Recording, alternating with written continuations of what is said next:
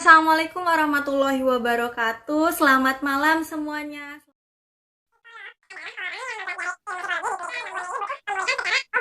Terus dengan adanya teknologi.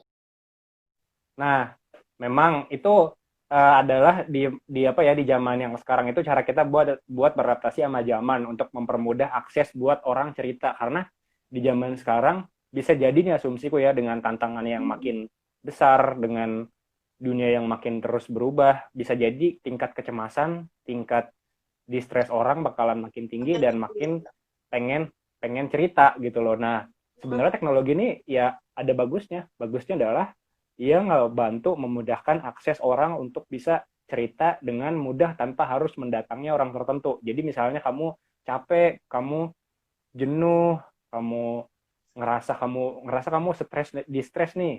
Terus aku mau cerita tapi lagi nggak ada waktu. Nah itu bisa banget pakai aplikasi gitu. Cuma kalau aku belajar konseling memang akan benar-benar bisa fully terjadi antara si klien dengan si konselor adalah enaknya ya ketika live gitu. Kalau misalnya di chat, kita kelemahannya adalah kita cuma tahu informasi secara tekstual doang tanpa kita bisa ngobservasi. Ini orang ceritanya ekspresinya gimana. Oh iya, nggak bisa Terus mikro ekspresi yang tadi di awal disebut ya? Nggak bisa lihat. bukan lebih ke observasi, Oke, observasi perilakunya observasi dia gitu. mimik lah gitu ya. Gitu kayak misalnya nih dia nulis ya saya habis marah tapi ya kita nggak tahu dia nulis marah tapi sebenarnya dia lagi nyengir kita nggak tahu kan Ih, berarti ada bener, bener, sesuatu bener, nih. bener. Nah gitu kayak gitu jadi ya tantangannya kalau misalnya konseling secara online atau secara tekstual memang secara konten informasi bisa nyampe antara si konselor dengan si klien tapi keterbatasan hal itu karena istilahnya kita memegang here and now. Jadi psikolog atau konselor apapun itu, kita bisa benar-benar menghadirkan diri. Kayak misalnya ketika Mima cerita ke aku benar-benar bisa menghadirkan diri ke Mima gitu. Aku bisa ngeliat Mima, aku juga bisa merasakan emosi yang Mima rasakan gitu. Jadi ada kayak transfer emosi antara si orang ini dengan yang dia ceritakannya. Nah, tapi kalau misalnya dari handphone, nggak bisa karena cuma terbatas Bener. di teks gitu. Kalau kalau secara langsung jadi ada bondingnya ya. Kalau nggak langsung kan Iya, kayak ya udah lu cerita cerita doang, gua cuma ngeliatin teks lu gitu. uh, jadi istilahnya kalau live itu rasa empatinya lebih lebih terasa gitu loh. Transfer emosinya lebih terasa. BTW ini ada yang nanya, Restu Ayes. Oke, Seru oke, nggak tahan, Kak tahan. kuliah di psikologi? Oh, nanti ya itu ya? Nanti tenang. Ada tadi beberapa Oh pertanyaan iya. di live sebelumnya sama ada beberapa pertanyaan titipan juga nanti kita tanyain. Oke, oke, oke. Oke. Jadi tadi bedanya psikolog sama psikiater itu apa? Udah dibahas. Psikiater itu. Psikolog itu emang dari Psikiater. jurusan psikologi ya, yang ambil Hmm. magister, terus bisa memberikan istilahnya konseling segala macam kalau udah ke profesi tadi ya, kalau nggak salah bener nggak? Hmm. Ya, Bener. kalau kalau psikiater itu basicnya dari kedokteran yang ngambil jurusan atau peminatan tentang kejiwaan. Nah, bisa Yang nggak memberikan yang ngambil obat. iya, Ya yang benar. memberikan yang dia ngambil spesialis kejiwaan gitu. Nah, ya itu maksudnya spesialis kejiwaan, bukan orangnya yang gangguan jiwa ya. Iya, Nah, wah oke. mulai putus-putus nih. Oh iya, masa mulai putus-putus? Aman nggak? Aman Nah, nggak ini sehat? udah enggak. Oke. Mungkin Aman aman tadi aman. kita langsung masuk aja ke sesi pertanyaan nih. Tadi di live sebelumnya ya beberapa udah dibaca katanya psikologi itu eh, gimana caranya kalau kita mau masuk psikologi tapi kita orangnya introvert katanya. Emang ada hubungannya ya introvert sama ekstrovert sama jurusan psikologi? Jadi kalau ya sebenarnya ada sih. Oh Cuma nggak iya. ngaruh-ngaruh banget. Mm-mm. Karena gini, banyak orang yang ngerasa, aduh gue masuk psikologi tapi gue introvert nih, gitu. Ini kayak gue jadi gimana? Justru dosen-dosen aku bilang, kalau kita introvert, justru dengan introvert, kalau memang mau ngambil profesi psikolog, itu ngebantu banget. Karena ketika kita menjadi psikolog, atau istilahnya ya buat teman-teman yang mau berkecimpung di dunia psikologi, di dunia profesional, itu yang penting sebenarnya yang utama adalah kemampuan untuk mendengarkan dulu, bukan kemampuan untuk berbicara. Gitu. Jadi menurutku banyak kok teman-temanku justru malah yang ngerasa cerita ke aku introvert, terus aku ngerasa nggak bisa bergaul ke semua orang. Jadi kita tuh bukan speaker gitu, kita bukan yang ngasih ceramah, ngasih petuah, justru awalnya adalah mendengar gitu. Sebagai listener Jadi ya. menurutku nggak masalah. Iya, gitu. Dan kita juga ini yang berusaha mungkin konselor hindari ketika konseling terjadi adalah kita memberikan nasihat atau kita menuntun, karena itu jangan sampai. Jadi harusnya seperti apa memang? Nah, itu makanya ada mata kuliah konseling 15 pertemuan nih, Bu. Oh, mantap. Iya, gitu. Jadi, ketika kita di konseling ada beberapa jenis terapi sesuai sama aliran-aliran tertentu. Intinya adalah di konseling itu kita ngebantu si klien itu untuk menyelesaikan masalahnya. Jadi kita istilahnya kita tuh kayak gini, ketika ada orang, analoginya ada orang nih, orang mau datang ke kita, istilahnya tuh kayak ada orang, terus dia dihadapkan dengan pintu panjang, ada tembok panjang, ada pintunya banyak, ya kan? Oke. Nah, istilahnya pintu yang banyak itu istilahnya kayak solusi gitu. Oke. Contohnya gitu. Nah, kita nggak ngarahin dia untuk ngambil pintu yang A, pintu yang B, pintu yang C, tapi kita kayak ngasih pintu A itu begini, pintu B begini, pintu C begini, pintu D begini gitu. Pertimbangan-pertimbangannya Gitu. plus minusnya gitu ya. Iya gitu. Kita memberikan alternatif barangkali si klien nggak bisa mikir secara rasional atau dia terlalu didominasi sama perasaannya, jadi dia nggak bisa pakai logika. Nah, kita bisa mengembalikan, tapi yang perlu diingat kita sebagai konselor jangan sampai nyetir gitu. Makanya ada di ilmu psikologi itu ada istilahnya yang benar-benar familiar banget, namanya mendengar aktif. Basic soft skill sebagai seorang konselor. Jadi kayak misalnya kayak Mima nih, wawancara aku kan nggak mungkin kan diem.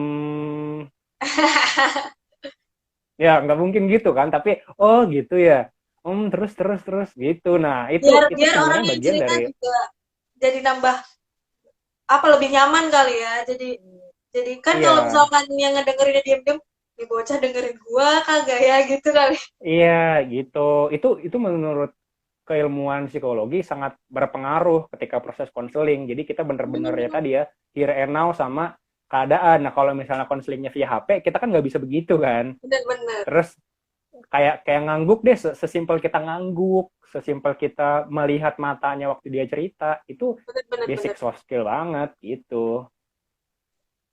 Berarti kalau mau dia introvert atau extrovert, sebenarnya boleh-boleh aja masuk jurusan psikologi ya.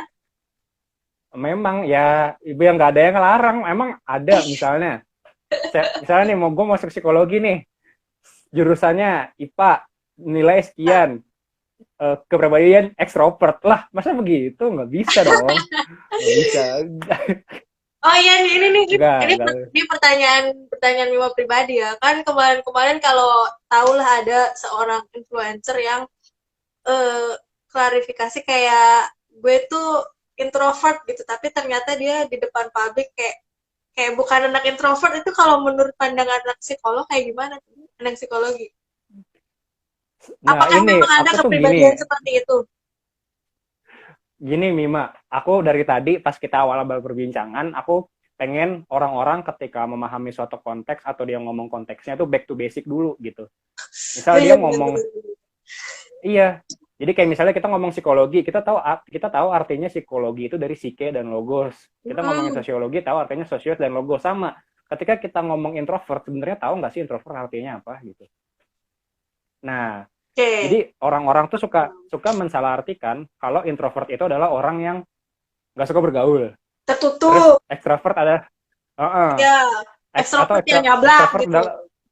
Yang nyablak itu justru itu adalah hal yang harus diklarifikasi sama anak-anak yang belajar psikologi gitu. Oke, gimana? Tolong klarifikasi dong, Kakak. Ya, jadi saya klarifikasi udah kayak Atta Halilintar ya sini. Waduh, udah kayak di podcast Deddy Corbuzier ya. Ya, 5, 4, 3, 2, 1, close the door. Close the door. Oke, lanjut. Ya, jadi kalau di psikologi kita belajar introvert dan extrovert itu adalah gini. kita lebih mendapatkan energi ketika Mm-mm. kita bersama orang lain atau sendiri gitu. Contoh, Oke. aku punya teman Mm-mm. yang istilahnya dia kayak pemimpin lah, dia punya trait pemimpin gitu. Terus ya sebagaimana dia punya kepribadian kepemimpinan yang bagus, dia sering dong ketemu sama orang-orang di kampus. Hai, Mm-mm. semua disapa, terus memimpin Iya. rapat, ketemu sama semua orang. Tapi habis dia rapat, dia bakalan milih untuk ngabisin waktunya di kamar. Dia sendiri Oke. gitu. Bener-bener. Nah, Oke. itu menunjukkan bahwa tidak semua orang yang sedang bergaul adalah orang yang ekstrovert Oke. Oh, I gitu. see. Bedanya Itu gitu. contoh. Jadi tidak semua orang nyablak itu ekstrovert. Terus Bener gini, berarti. kayak Heeh. ya, Berarti. ya jadi eh, ada gimana gimana. Oke. Berarti si influencer itu menyatakan dia introvert. Nggak, maksudnya kita nggak bisa ngejudge dia dong, kayak apa yang kita tahu kan extrovert segala macam, tapi dia bilang introvert mau bohong nih, Hmm. ngade-ngade gitu. Emang nggak gitu ya sebenarnya. Kalau di pikiranku bukan ini bohong nih atau lu salah, tapi aku pengen nanya balik sama dia, lu tahu nggak introvert artinya apa Nah, ini nih gitu. emang yang harus diluruskan sama warga Iya, Indonesia. jadi istilahnya ketika ngobrol, ketika mendiskusikan satu konteks tuh enaknya back to basic dulu nih supaya critical thinking, logical reasoning kita tepat, nggak salah gitu loh. Jadi Mantep kalau banget dah anak introvert nih, psikologi. ya Nima mantep banget, tepuk tangan dulu buat Nima yuk.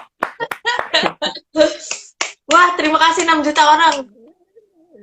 Wah, jadi kalau misalnya introvert, kayak misalnya dia orangnya diem, belum Hmm. tentu orang yang suka, yang istilahnya nggak apa ya, nggak senang untuk berinteraksi dengan banyak orang atau frekuensi untuk berbicara dengan banyak orang itu banyak, dia itu kayak introvert gitu. Justru ada orang yang dia apa ya, dia itu diem nih, tapi Uh-uh. sebenarnya dia ketika pengen mendapatkan energi dia harus keluar keluar kosan gitu loh.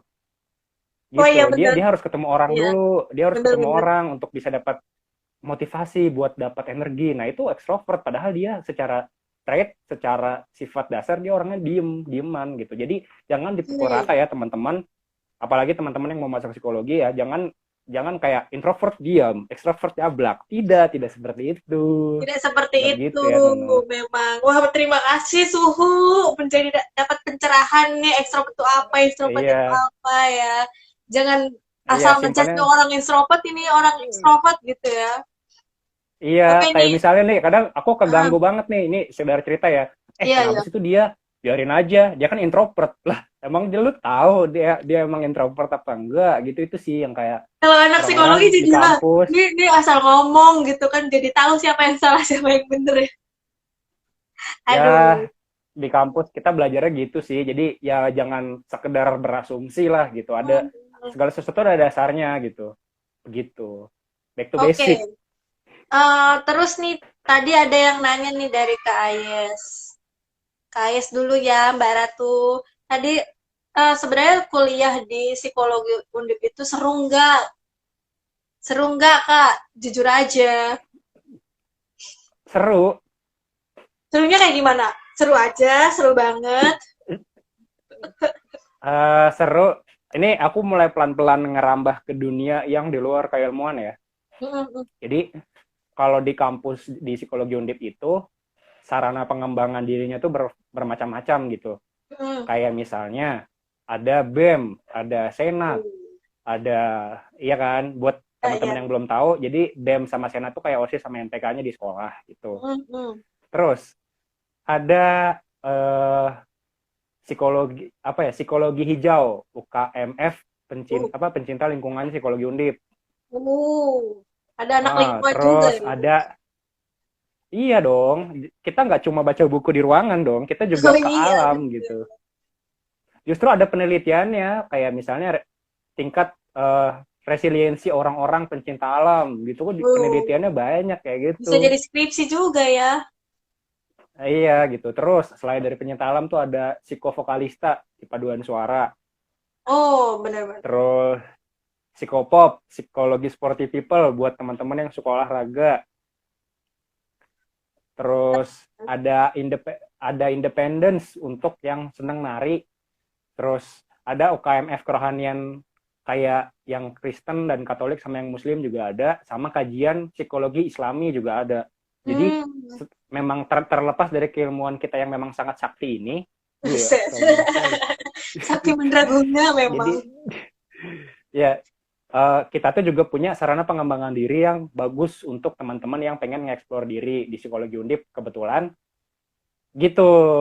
Jadi banyak opsinya. Terus yang kedua adalah selain dari UKMF, dia tuh juga ngasih tempat buat kita berkembang di ranah kepakaran. Contohnya asisten dosen. Iya, benar. Terus ada jadi di kampus kita tuh yang namanya jasa psikologi. Jadi pusat terapannya ilmu psikologi itu di situ. Jadi Hmm, kayak misalnya kayak orang mau ke ya istilahnya kayak bironya lah gitu. Jasa psikologi itu yang ngasih tes, ngasih konseling, ngasih terapi ke orang lain. Nah, asistennya itu dari mahasiswa gitu. buat Jadi belajar juga ya. iya, jadi mereka bakalan jadi pendamping psikolog ketika berhadapan dengan klien, entah itu tes dengan perusahaan, entah itu ada proyek apa, atau dia ngebantu ngoreksiin alat tes apa. Nah, jadi antara pengembangan diri minat bakat sama pengembangan diri kepakaran, menurutku di psikologi Undip sudah cukup terwadahi gitu. Itu yang menurutku salah satu serunya di kampus gitu. Iya, terlepas dari segala laporan ya, kayak semua jurusan pasti ada laporan, Iya, gak mungkin gak ada. apalagi apalagi FPIK ya, saya lihat kalau bikin laporan Aduh, tuh wah bener-bener dah si Gaby tuh kalau cerita, aduh. jangan ditanya bener. Aduh, udah makanan kita dari semester 1 sampai semester berapa ya? Sampai laporan tuh semester 6 tuh masih banyak. Nggak, semester 7 juga ada laporan, cuman lebih sedikit. Ya udah sih, itu mah seru-seru juga sih sebenarnya ngerjain laporan tuh, apalagi ya Heeh, itulah. Oke, itu terus ini habis itu tan- apalagi. tantangannya apa nih Kak, psikologi Undip, kuliah di psikologi Undip mungkin ya. Tantangannya kali mungkin yang memacu adrenalin. Jadi waktu itu saya waktu mau LKMMPD itu disuruh loncat. Loncat dari mana? Nggak ada yang bohong. Ya Allah. Hobinya ngeprank ini, aduh, mohon maaf ini bukan Iya. bukan kanal YouTube. Nah, jadi menurut aku tantangannya anak psikologi itu buat aku nih, pertama, aku tuh adalah orang yang dulunya adalah orang yang minim literasi banget. Jadi kayak mungkin karena faktor ini ya, emang aku dulu sampai sekarang sih cenderung untuk belajarnya di luar, pakai gerakan gitu, bukan yang baca gitu, bukan anak yang teoritis banget gitu. Anak Banyak kan di kinesis. luar lah pokoknya, anak layangan lah gue gitu. Anjay. Gitu. Terus begitu masuk psikologi itu kalau memang kita pengen survive, tahu keilmuannya kayak gimana, terus emang bener-bener pengen nguasai kuliah baik dan benar, apalagi pengen terjun ke kepakaran, ya mau nggak mau, lu juga harus tahu teorinya yang baik dulu. Caranya gimana? Lu baca gitu. Jadi dengan aku yang punya basic yang nggak suka baca, di psikologi, kalau kalian nggak suka baca, mau nggak mau harus baca. Karena kita nggak bisa mengandalkan hal-hal common sense di psikologi. Nggak ada tuh, lihat muka, terus saya tahu Anda sifatnya apa. Nggak ada kayak begitu. Lihat muka saya Jadi, sifatnya ekstrovert apa introvert? iya, setelah pesan-pesan yang berikut ini. Iya, iya, oke, oke. Berarti, Ya, jadi tapi, itu. tapi itu maksudnya tantangan tuh kembali ke pribadi masing-masing ya, karena kan kalau kamu tadi kan Ya, memang awalnya minim literasi, jadi tantangannya itu di psikologi memang harus banyak baca. Sebenarnya nggak ya, psikologi ya, secara umum kayak di FPIK, di teknik segala macam, kalau nggak baca kita nggak tahu apa-apa. bener. Pokoknya buat teman-teman yang mau kuliah, Harus baca eh, ya kemampuan literasi. Jadi baca kemampuan. sama literasi beda loh. Nah, kalau kemampuan Waduh, literasi itu oke, siap. Gimana tuh, gimana? Kalian kemampuan pencerdasan kemampuan juga nih literasi buat kita semua. kemampuan literasi itu beda sama secara konteks baca gitu ya. Hmm. Karena literasi itu artinya adalah kemampuan kita untuk ngolah konsep bacaan. Jadi bukan memperbanyak bacaan doang, tapi kemampuan kita untuk ngolah informasi yang kita baca itu sebenarnya apa sih Memahaminya. gitu. Oh Iya. ya, apalagi ini sumber-sumbernya waktu aku semester 1, misalnya aku nyari di perpus nih. Terus kebanyakan buku-buku kita itu buku-buku terjemahan. Oh, benar, benar, benar. Jadi jadi kalau misalnya aku baca buku Indonesia mungkin secara gamblang dia bisa jelasin kali ya, kayak ini maksudnya apa, ini maksudnya apa. Tapi kalau orang luar, apalagi orang Amerika nih, buku-buku dari Amerika ya biasanya di psikologi itu, dia konsepnya dia cerita gitu, terus nggak secara langsung jelasin ini maksud konsep teoritisnya apa. Jadi bener-bener aku waktu semester 1-2 itu kayak bisa dibilang culture shock lah ya, karena kalau kita belajar di buku paket waktu SMA itu kan sifatnya konseptual banget. Misalnya komunitas adalah, populasi adalah, sampel Bla bla adalah, bla bla bla bla bla. gitu ya. Iya gitu. Tapi kalau di kampus nggak begitu gitu. Ya kalau misalnya di kampus, apalagi di psikologi sendiri, dia buku-bukunya itu yang pertama secara harafiah dia nggak menjelaskan secara langsung ya, implisit gitu jelasinnya. Terus yang kedua banyak literasi bahasa Inggris yang diterjemahkan ke bahasa Indonesia. Jadi ketika kita baca tuh, pas kita baca sekali dua kali, ini sebenarnya ngomong apa sih bukunya gitu. Pasti ada pergeseran Hmm. makna ya kalau ditranslate. Ya betul. Wah luar biasa sekali nih Mak. Wah, Anak terus literasi terus banget. wih, anak literasi banget lu, gila Ya, parah. Terus terus abis itu yang ketiga ini, misalnya kayak ketika kita dapat tugas untuk nge-review jurnal pakai bahasa Inggris, itu menurutku kita perlu banget sih buat nambah kemampuan bahasa Inggris kita, terkhususnya bahasa Inggris yang akademik. Karena itu susah banget bahasa Inggris akademik tuh memang. Karena banyak apa ya, banyak ketika kita baca buku psikologi atau jurnal psikologi itu banyak beberapa kosakata yang kita mungkin nggak familiar gitu. Ini ngomong Benar-benar. apa, sebenarnya maksudnya apa gitu. Itu sih, itu tantangan anak-anak semester 1 tuh biasanya. Kadang kalau di scientific English itu kalau ada kosakata yang aneh dan kita translate dimasukin di artinya malah apaan sih gitu kan. Harus malah benar-benar ketawa mencerna dong. ya. Benar-benar harus Iya, literasinya tuh masuk gak sekedar baca tok gitu ya. betul. Itu Ini kayaknya untuk secara pertanyaan yang umum sih. harus diterapkan oleh warga Indonesia ya. Iya, betul. Jangan asal judging doang, nggak baca, nggak memahami. Waduh, gila kemana-mana nih. Oke.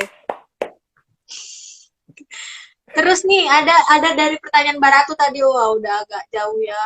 Tadi Mbak Ratu nanyanya tentang MBTI. Kalau menurut Gian gimana tuh MBTI? Jadi MBTI itu salah kalau satu ini misalnya, bukan sih kepribadian ya? Kayak di tes kepribadian tuh ada ya, kan jadi istilahnya MBTI itu MBTI. alat tes. MBTI itu gini. Jadi kan aku tadi waktu awal-awal 30 menit pertama aku banyak nyinggung tentang asesmen ya. Ada yang namanya asesmen kepribadian sama inteligensi, atau biasa disebut alat tes kepribadian sama alat tes inteligensi.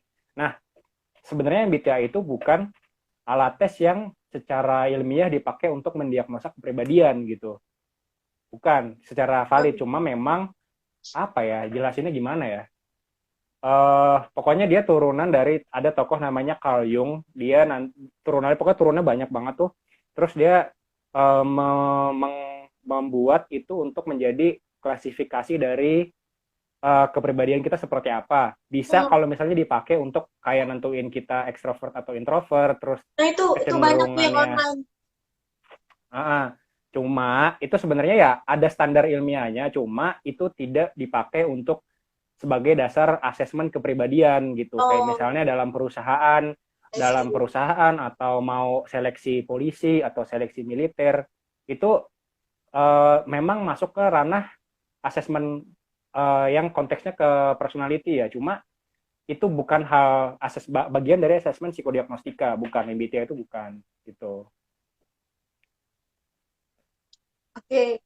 Terus kalau ini juga nih, kalau katanya gini, Mas kalau cowok tuh nggak boleh jadi psikolog, tahu nanti bikin nyaman. Aduh, gimana itu? Ya itu keuntungan buat istri saya nanti. Wih, mantap. Yang mungkin Iya. buat yang nonton, teman-teman silahkan yang mau daftar jadi istri. Nanti ada yang Sorry, DM sudah tidak lagi. bisa daftar. Nanti tiba-tiba ada yang DM lagi, Gian, tipe istri kamu seperti apa? Katanya, wis. Oke, ini ada Almiratu, Mas mau nambahin, ada saya, Mas pernah disuruh tes MBTI buat kerja. Oke, jadi aku luruskan gini ya.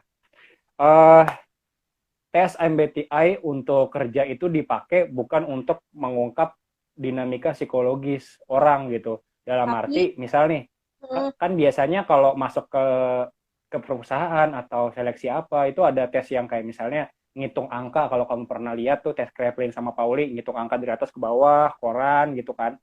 Nah, biasanya tes MBTI itu dipakai, biasanya ya, Ya, dipakai untuk pertimbangan, untuk mengetahui deskripsi keadaan dia itu seperti apa. Jadi biasanya ketika dia masuk ke perusahaan, baru dites MBTI. Tapi bukan sebagai dasar untuk dia diterima atau enggak gitu loh. Untuk sekedar tahu bagaimana dia kayak kecenderungannya gimana. Karena tes MBTI menurut beberapa teman-teman yang menggunakan itu, bahkan di organisasi kampus kayak FT misalnya pakai MBTI nih, dia tuh bukan, aku juga udah ngomong sama mereka dan mereka setuju, bukan bagian dari rangkaian untuk seleksi